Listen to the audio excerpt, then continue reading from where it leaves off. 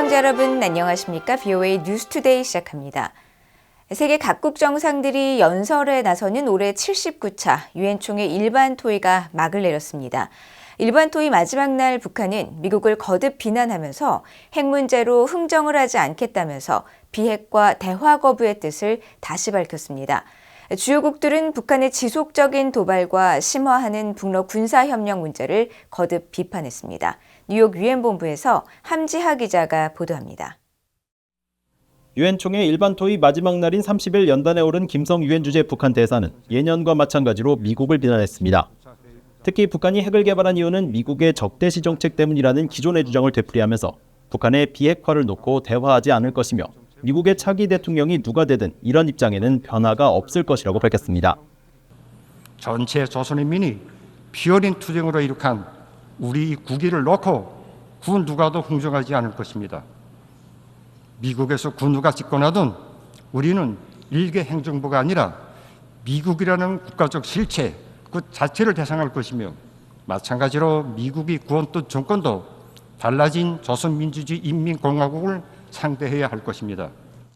김성 대사의 연설은 약 15분가량 진행됐는데 전체의 절반 이상을 미국을 비난하는 데 할애했습니다. 반면 한국과 일본 등 주요국들은 올해 일반 토의 연설에서 북러 무기 거래 등 북한의 안보리 결의 위반 문제를 지적하며 유엔 차원의 강경한 대응을 촉구했습니다. Moreover, North Korea has been engaged in military cooperation with Russia, providing with missiles and millions of ammunition. North Korea continues to pose threats to peace and security on the Korean Peninsula and beyond, with its ongoing development of nuclear and missile capabilities, as shown by the recent disclosure of uranium enrichment facilities, as well as provocations that have stooped down to despicable levels, such as sending trash balloons into the south. There are a host of issues that need to be addressed, including North Korea's nuclear missile development, the situation in Gaza, and conflict and terrorism in Africa. Japan will also work even more closely with the international community towards the denuclearization of North Korea, including full implementation of relevant UN security resolutions. 북한 등의 연설을 끝으로 약 일주일간 진행되어 온 올해 유엔 총회 일반 토의는 막을 내렸습니다. 79차 유엔 총회는 앞으로 1년 동안 본격적으로 군사와 경제, 인권, 법률 등 다양한 분야에 대한 토론에 돌입합니다. 고위급 주관이 마무리되면서 유엔 총회는 곧 핵 문제를 다루는 제1위원회, 인권 문제를 다루는 제3위원회 등에서 한반도 현안들을 논의합니다. 특히 북러 무기 거래와 핵 위협 등 거듭된 북한의 안보리 결의 위반 문제, 또 갈수록 심각해지고 있는 북한 인권 침해 문제에 대해 국제사회가 어떤 해법들을 제시할지 주목됩니다. 뉴욕 유엔 본부에서 VOA 뉴스 함지아입니다. 자금 세탁 방지를 위해 설립된 아시아 태평양 지역 국제기구에서 북한이 옵서버 지위를 박탈당했습니다. 한국과 미국, 일본뿐 아니라 중국 등 아태 지역 42개국이 가입한 국제기구인데 만장일치로 북한의 지위 박탈을 결정한 겁니다. 안준호 기자가 보도합니다. 아시아 태평양 지역 자금 세탁 방지 기구 APG가 지난 24일 아랍에미리트 아부다비에서 제26차 총회를 열었습니다. 총회에 참석한 회원 국가들은 북한의 옵서버 지위를 만장일치로 박탈하기로 했다고 한국 외교부가 30일 밝혔습니다. 아태 자금 세탁 방지 기구는 아시아 태평양 지역 각국의 자금 세탁 방지와 테러 자금 조달 금지 및 확산 금융 대응을 위한 국제 기준 이행을 촉진하고 그 이행 실태를 점검하기 위해 1997년 설립된 자금 세탁 방지 기구 FATF의 아태 지역 기구입니다. 한국을 비롯해 미국, 일본, 중국, 호주 등 42개국이 회원국입니다. 북한은 국제사회의 압박에 따라 자금 세탁과 테러 자금 조달, 확산 금융에 대응하고자 하는 국제사회의 노력에 동참하는 모습을 보이기 위해 2014년 APG 옵서버 지위를 우선 획득했습니다. 그러나 옵서버에 요구되는 이행 필요 사항을 제대로 수행하지 않아 이번에 지위를 박탈당했다고 한국 외교부는 설명했습니다. 옵서버에 요구되는 이행 필요 사항은 APG 대표단의 북한 방문, APG 사무국의 보고서 작성에 협조, APG 활동 참여, 기여 등이 있습니다. 지난해 7월 APG 총회는 북한이 다음 해까지 APG에 대한 아무 관여가 없을 경우 차기 총회에서 북한의 옵서버 지위가 논의될 수 있다고 경고했었습니다. 이어 올해 총회에서 지난 6년간 북한의 관여가 없었음을 확인함에 따라 북한의 옵서버 지위 박탈이 별도의 토론 없이 만장일치로 통과된 것입니다. APG 사무국은 지난해 총회 이후 북한의 옵서버 지위 관련 상황을 통보하고 UN 등 국제기구 등을 통해 북한과의 접촉 등을 시도했지만 올해 9월까지 북한 측으로부터 아무런 응답이 없었다고 보고했다고 한국 외교부는 밝혔습니다. 북한의 이번 옵서버 지위 박탈에 대해 중국은 원론적인 입장을 거듭 밝혔습니다. 유펑위 미국 주재 중국 대사관 대변인은 BOA의 관련 논평 요청에 구체적인 상황에 대해 알지 못한다면서도 한반도의 평화와 안정을 유지하고 정치적 해결을 촉진하는 것이 모든 당사국의 이익이며 제재와 압박은 갈등을 심화시키고 긴장을 고조시킬 뿐이라고 밝힌 것입니다. 류 대변인은 이어 원칙적으로 한반도 문제에 대한 중국의 입장은 일관됐다면서 중국은 한반도 평화와 안정을 수호하는 데 전념하고 있으며 대화를 통해 관계를 개선하려는 관련 당사국들을 지지한다고 밝혔습니다. BOA 뉴스 안준호입니다. 미국 백악관은 아시아판 북대서양조약기구 나토 창설이 필요하다고 한 이시바 시게루 차기 일본 총리의 발언과 관련해 나토는 하나라는 입장을 밝혔습니다. 카린 장피에르 백악관 대변인은 30일 정례 브리핑에서 신임 일본 총리 예정자가 아시아판 나토 창설 필요성을 주장한 데 대한 질문에 즉답 대신 이같이 밝히고 푸틴이 우크라이나를 침공했을 때 나토가 약해질 것이라고 생각했지만 그런 일은 일어나지 않았다면서 조 바이든 대통령의 지도력 덕분에 나토를 더 강하게 만들 수 있었고 우리가 집중해야 할 것은 이것이라고 강조했습니다. 이어 우크라이나가 지난 3년 가까이 주권과 민주주의를 위해 싸워온 것을 생각한다면 우리는 우크라이나와 나토 국가들을 계속 지원할 것이라면서 나토는 푸틴이 생각했던 것보다 훨씬 더 강력해질 것이라고 말했습니다. 앞서 이시바 일본 집권 자민당 신임 총재 및 차기 총리 선출 예정자는 지난 27일 미국 허드슨 연구소에 기고한 글을 통해 중국 등을 억제하기 위한 아시아판 나토 창설과 미국 핵무기 공동 운용 및 핵공유 등을 구체적으로 검토해야 한다고 주장했습니다. 한국 정부는 북한 비핵화 목표를 종결된 문제라고 한 러시아 외무장관의 발언에 대해 무책임하다면서 정면으로 비판했습니다. 한편 한국의 조태열 외교부 장관과 중국의 왕이 외교부장은 뉴욕에서 회담을 열고 한반도 문제에 대한 의견을 나눴습니다. 김시영 기자가 보도합니다. 한국 정부는 러시아가 북한의 비핵화라는 개념을 종결된 문제로 보고 있다는 세르게이 라브로프 러시아 외무장관의 발언에 대해 깊은 유감을 표한다고 밝혔습니다. 한국 외교부 당국자는 30일 러시아 외교장관의 언급은 유엔 안전보장이사회 상임이사국이자 핵확산금지조약 NPT 체제 창설 주도국의 일원으로서의 책임과 의무를 스스로 져버린 매우 무책임한 발언이라며 이같이 말했다고 KBS와 연합뉴스 등 한국 언론들이 일제히 보도했습니다. 라브로프 장관은 지난 27일 러시아 외무부 웹사이트를 통한 질의 응답에서 러시아는 미국이 한국과 일본에 제공하는 확장 억제에 맞서 북한과 함께할 것이라며 북한의 비핵화는 더는 유효하지 않다고 주장했습니다. 북한의 핵실험에 대한 유엔 제재에 동참하고 북한 비핵화 목표를 지지하던 러시아가 우크라이나 침공 후 전쟁 장기화로 북한의 무기를 지원받으면서 태도가 달라진 겁니다. 러시아가 우크라이나를 침공하기 전까지 그간의 한국과 러시아 간의 고위급 그리고 정상 수준에서의 회담 대기에 러시아 당국자 그리고 푸틴 대통령은 한반도 비핵화, 북한 비핵화와 관련된 대한민국의 대북 정책과 통일 정책을 지지해 왔었습니다. 그런데 이제는 러시아가 태도를 돌변해서 북한은 핵 보유국이다라는 것을 사실상 인정한 것이나 다름이 없다 이렇게 평가를 하고요. 한국 외교부 당국자는 러시아의 동참 아래 채택된 안보리 결의는 명시적으로 북한의 완전하고 검증 가능하며 불가역적인 핵폐기를 규정하고 있다고 상기하고 러시아는 안보리 상임이사국이자 국제 비확산 체제 창설 주도국으로서 책임감을 갖고 행동해야 할 것이라고 강조했습니다. 이런 가운데 한국의 조태열 외교부 장관이 28일 유엔 총회 참석차 방문한 중국의 왕이 외교부장을 뉴욕에서 만나 한반도 정세와 양자 관계에 대해 의견을 교환했습니다. 한국 외교부에 따르면 조 장관은 이 자리에서 북한의 연이은 탄도미사일 발사와 우라늄 농축시설 공개 등을 거론하며 미국 대선을 앞두고 북한의 위협이 가중되고 있는 상황에서 한중 양국이 고위급에서 전략적 소통을 이어가는 것은 의미가 크다고 평가하고 한반도 문제에 대한 중국의 건설적 역할을 당부했습니다. 또 왕 부장은 한반도의 평화와 안정 수호는 각 당사자의 공동 이익에 부합한다면서 중국은 평화회담을 촉진하면서 한반도의 항구적 안정을 위해 건설적 역할을 발휘하겠다고 말했다고 중국 외교부는 전했습니다. 미국 대선을 앞두고 이제 북한의 도발들이 거론되고 있는 상황, 이런 데 대해서 북한에 대해서 정세 불안정 고조시킬 수 있는, 한마디로 이게 중국의 이익에도 반하고 지역의 공동의 이익에도 반하는 행동이다라는 메시지를, 그런 점에서 자제가 필요하다는 점을 좀 명확하게 한 번 더 확인하는 이런 의미들은 충분히 있지 않나 싶은 생각이 들죠. 한편 두 외교수장은 오는 11월 페루에서 열리는 아시아태평양 경제협력체 APEC 정상회의와 내년 한국 경주에서 열리는 APEC 정상회의를 계기로 윤석열 한국 대통령과 시진핑 중국 국가주석 간의 정상회담을 추진한다는데 공감대를 형성한 것으로 전해졌습니다. VOA 뉴스 김시영입니다.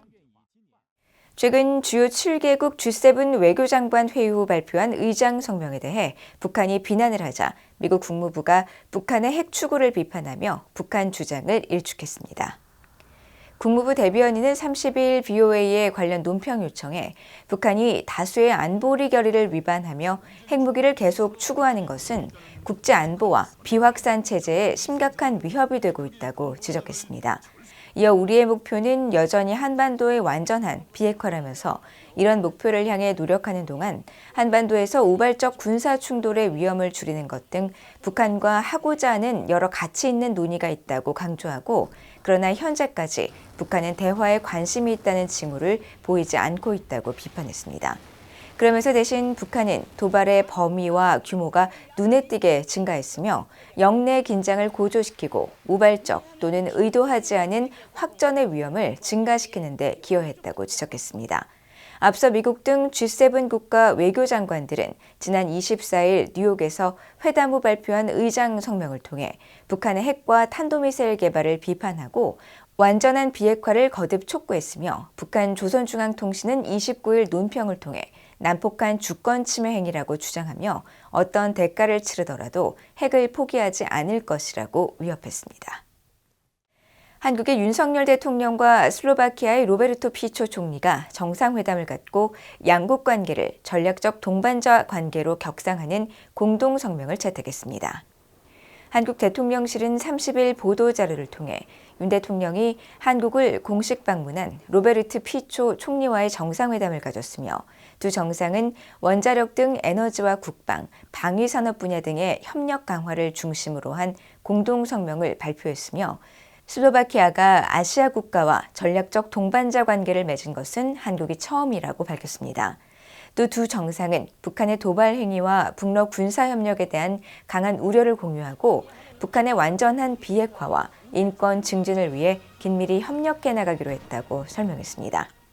이어 윤석열 대통령은 2022년 체결한 한국 슬로바키아 국방협력 MOU를 기반으로 양국 간 국방과 방산 분야 협력을 더욱 확대해 나가자고 말하고, 이에 대한 피초 총리의 관심과 지원을 요청했으며, 피초 총리는 지난 10월 취임 후 인태 지역 첫 방문 국가로 한국을 찾은 것은 그만큼 양국의 협력을 중요시하고 있음을 보여주는 것이라고 강조했다고 한국 대통령실이 전했습니다. 유엔이 백신의 운송과 보관을 위한 저온 유통 체계인 콜드체인 관련 장비 등에 대한 대북 반입을 승인했습니다. 유엔 안보리 산하 1718위원회 대북제재위원회가 30일 유엔 아동기금 유니세프가 신청한 콜드체인 관련 장비 및 위생 식수 지원 프로그램 관련 물품에 대한 제재 면제를 승인했습니다. 1718위원회는 이날 홈페이지를 통해 지난 23일자 서한을 공개하고 이같이 밝혔으며, 유니세프가 제재 면제받은 물품은 115종으로 구입 가격은 167만 달러 규모입니다.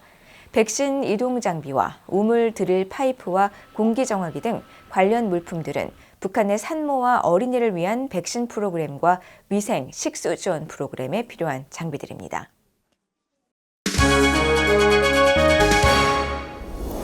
국제뉴스입니다. 팔레스타인 무장정파 하마스와 레바논 내 무장조직 헤즈볼라 고위 관리 등 최소 4명이 30일 이스라엘군의 공습으로 사망했다고 이들 단체가 밝혔습니다. 이스라엘군이 일주일 넘게 헤즈볼라에 대한 공습을 계속하고 있는 가운데 하마스 지도자 파테 셰리프 아부 엘라민과 부인, 자녀 2명이 남부 티르에 위치한 난민촌 내 자택에 대한 이스라엘군의 공습으로 이날 사망했다고 하마스가 주장했습니다. 또 다른 무장단체인 팔레스타인 인민해방전선도 이날 레바논 수도 베이루트 코라 지역을 겨냥한 이스라엘군의 공습으로 지도자 3명이 사망했다고 밝혔다고 로이터 통신 등이 보도했습니다. 레바논 수도 베이루트 내부에 대한 이스라엘의 공습은 이번이 처음이며 이와 관련한 이스라엘군의 즉각적인 논평은 없었습니다. 앞서 이스라엘군은 지난 27일 하산 나스랄라 헤즈볼라 수장을 베이루트 인근에 대한 공습으로 제거한 데 이어 28일 나빌 카우크 헤즈볼라 중앙위원회 부의장도 제거했다고 밝혔으며 레바논 응급 대응 당국은 레바논 내 난민 수가 며칠 사이 25만 명으로 늘었다고 전했습니다. 미군이 시리아에 대한 공습으로 이슬람 극단주의 테러리스트 고위 관리 등 37명을 제거했다고 중부 사령부가 밝혔습니다. 중동 지역을 관할하는 중부 사령부는 29일 보도자료에서 최근 시리아에 대한 2차례 표적 공습으로 이슬람 순위파 극단주의 무장조직 IS와 테러단체 알카에다 계열 조직 고위 지도자 등을 제거했다고 밝혔습니다. 중부 사령부는 또 지난 24일 시리아 북서부에 대한 표적 공격으로 시리아군 지도자 마르완 바삼 압드 알라우프 등 9명을, 이에 앞서 16일에는 시리아 중부 소재 IS 훈련소에 대한 대규모 공습으로 4명의 고위 지도자 등 최소 28명을 제거했으며 이 2차례 공습으로 인한 민간인 피해 징후는 없었다고 밝혔습니다. 중부 사령부는 이번 공습이 파트너들과 함께 영내 곳곳에 미국과 미국의 동맹 그리고 파트너 국가들의 민간인들과 군 병력을 대상으로 테러를 모의, 조직, 수행하려는 테러리스트들의 노력을 방해하고 약화시키려는 중부 사령부의 지속적 노력의 일환이라고 강조했습니다. 미국은 IS 소탕 임무를 위해 시리아에 900명 규모의 병력을 배치하고 있습니다. 조 바이든 미국 대통령이 타이완에 대한 5억 6천만 달러 규모의 국방 지원을 승인했습니다.